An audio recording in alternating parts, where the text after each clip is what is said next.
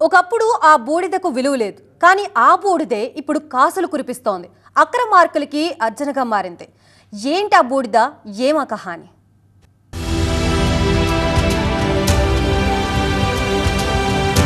కడప జిల్లాలో ఏర్పాటైన MVR Rayalaseema thermal power స్టేషన్లో విద్యుత్ ఉత్పత్తి కన్నా విద్యుత్ ఉత్పత్తికి వాడే బొగ్గు ద్వారా వచ్చే ఫ్లై-యాష్ కోసం పోటీ నెలకొంది. ముఖ్యంగా సిమెంట్ కంపెనీలు ఈ ఫ్లై-యాష్ కోసం క్యూ కడుతున్నాయి. టన్నుల కొద్దీ ఈ ఫ్లై-యాష్ ను కంపెనీలు డంప్ చేయించుకుంటున్నాయి. ఒకప్పుడు ఉచితంగా తరలిపోయే బూడిద ఇప్పుడు థర్మల్ పవర్ స్టేషన్ కు కాసులు కురిపిస్తోంది. రాజకీయ నేతల మధ్య ఆధిపత్య పోరుకు కూడా ఈ బూడిదే కారణమవుతుంది.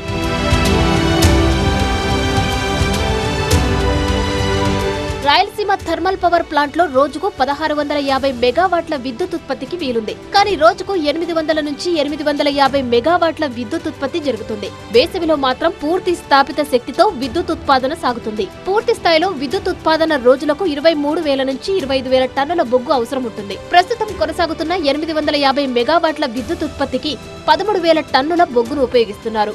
ఈ బొగ్గును మండించడంతో ఏర్పడ్డ ఫ్లై-యాష్ భారీ మొత్తంలో పోగుపడుతుంది. రోజుకు 4,000 నుంచి 5,000 టన్నుల ఫ్లై-యాష్ ఉత్పత్తి అవుతుంది. జేఈఈ ఆస్పిరెంట్స్ కోసం మినీ జేఈఈ మాక్ టెస్ట్ జరగబోతోంది. తెలుగు రాష్ట్రాలకు చెందిన అందరూ జనవరి 11న ఈ మినీ జేఈఈ మాక్ టెస్ట్ కి రిజిస్టర్ చేసుకోండి.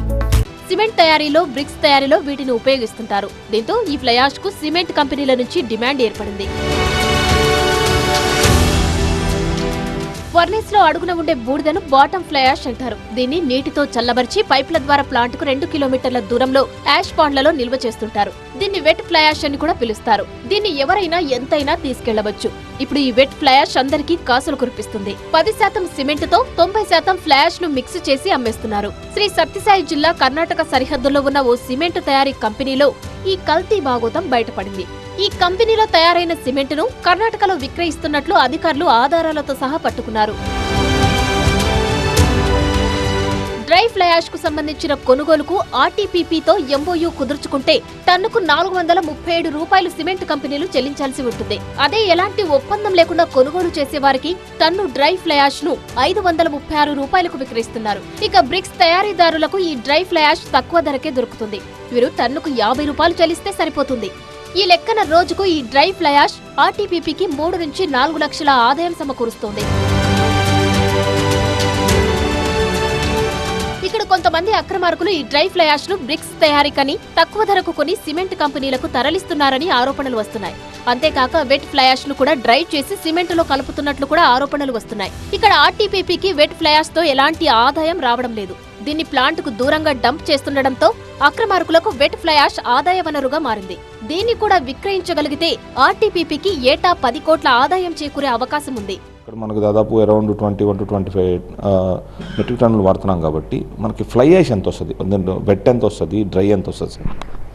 మనకి యాక్చువల్లీ 70% వచ్చిన దాంట్లో మనకి యాక్చువల్లీ 50% యాష్ ఉంటే 10,000, దాంట్లో 30% పోతే 70%, అరౌండ్ 8,000 to 9,000 వరకు మనకి ఫ్లై-యాష్ ఉంటుంది. దాంట్లో కొంత వెట్ వెళ్తుందనమాట. ఒక మనకి ప్రజెంట్ 3,000 to 4,000 వరకు మనకి ఫ్లై-యాష్ వస్తుంది. పర్ డే వస్తుంది. 3,000 to 4,000 వరకు టన్స్. అయితే ఈ వచ్చిన ఫ్లై-యాష్కి సంబంధించి మనం అంటే మేజర్గా ఎక్కడికి సప్లై చేస్తున్నాం అనేది కానీ, ఇప్పుడు ఏమన్నా అంటే మీ దగ్గర డేటా ఉంటే మనం ఎక్కడికి సప్లై చేస్తున్నాము, ఎవరెవరికి ఇస్తున్నామనే డేటా ఉన్నది సార్? యాక్చువల్లీ మొత్తం 3 టైప్స్గా ఉంటాయి. MOU and non MOU and bricks అని ఉంటాయి.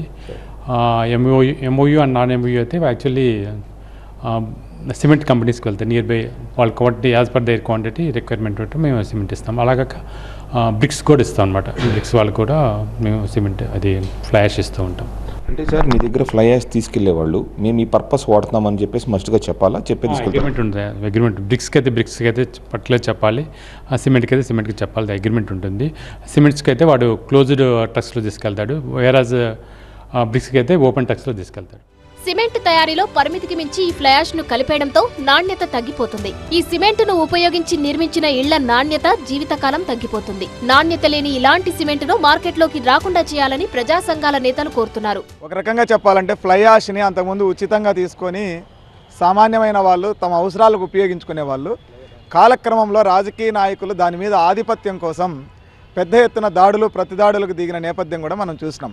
తర్వాత వెట్ ఫ్లై-యాష్ను మాత్రం దొంగగా లేకపోతే రాజకీయ నాయకుల కనుసన్నల్లో అది అక్రమంగా వేరే ఫ్యాక్టరీల దగ్గరికి వెళ్ళి ఆ ఫ్యాక్టరీలే ఒరిజినల్ ఫ్యాక్టరీలు అని చెప్పి దాంట్లో నానాగది కలిపి సిమెంట్ బస్తాలకు పేర్లు అచ్చేసి ప్రజలకు అమ్ముతున్నటువంటి పరిస్థితి ఉంది. సామాన్య ప్రజలు అవి కొని అవి ఇల్లు కట్టుకుంటే కూలిపోయేటువంటి అవకాశం ఉంది. థర్మల్ పవర్ ప్లాంట్స్ నుంచి బొగ్గును మండించి విద్యుత్తును ఉత్పత్తి చేసేటటువంటి ప్రాసెసింగ్లో ఫ్లై యాష్ వచ్చేటటువంటి దాన్ని ఇవాళ సిమెంట్ ఇండస్ట్రీస్కు బ్రిక్ యూనిట్లకు విస్తారంగా పంపిణీ చేసేటటువంటి దాన్ని థర్మల్ పవర్ ప్లాంట్ మేనేజ్మెంట్స్ టెండర్ల ద్వారా కాంట్రాక్టర్ల ద్వారా పంపిణీ చేయడం సహజం. దాంట్లో ఫ్లై యాష్ను బయటికి పంపించేటువంటి బ్లోయర్లు కావచ్చు, వ్యాక్యూమ్ క్లీనర్లు కావచ్చు, ఇవన్నీ కూడా మెయింటెనెన్స్ లేకపోవడం వల్ల కొంత బ్లాక్ అయిపోతుంది. బ్లాక్ అయిపోయినప్పుడు దాన్ని పూర్తిగా ఎక్కడికెక్కడ వదిలేసి దాన్ని బయటికి పంపించడం కోసం మళ్ళా కాంట్రాక్టర్లకు డబ్బులు ఇచ్చి బయటికి పంపించేటువంటి పరిస్థితి నెలకొంటా ఉంది. ఈ క్రమం ఒక భాగం అయితే ఇవాళ సిమెంటు బస్తాల మాటున ఇష్టారాజ్యంగా లోకలైజ్డ్ సంస్థలు కొన్ని పెట్టుకొని సిమెంటు పేరుతో ఫ్లై యాష్ను సంచుల్లో నింపి మార్కెట్ చేసుకునేటువంటి దౌర్భాగ్య స్థితి ఇవాళ నెలకొంటా ఉంది. థర్మల్ స్టేషన్ల నుంచి వెలువడే బూడిదతో కంపెనీల మధ్య పోటీని నియంత్రించాలంటే విధి విధానాలతో కూడిన టెండర్ ప్రక్రియను అనుసరించాల్సిన ఆవశ్యకత ఉంది. అప్పుడే ఈ ఫ్లై యాష్ అవకతవకలకు చెక్ పెట్ట వీలవుతుంది. ఆర్టీపీపీకి సంబంధించి ఉన్న సమస్యలన్నీ కూడా త్వరితగతిన పరిష్కరిస్తాము.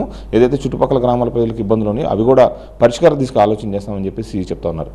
Camera person Rajesh, Sudheer, TV9 RTPP నుంచి.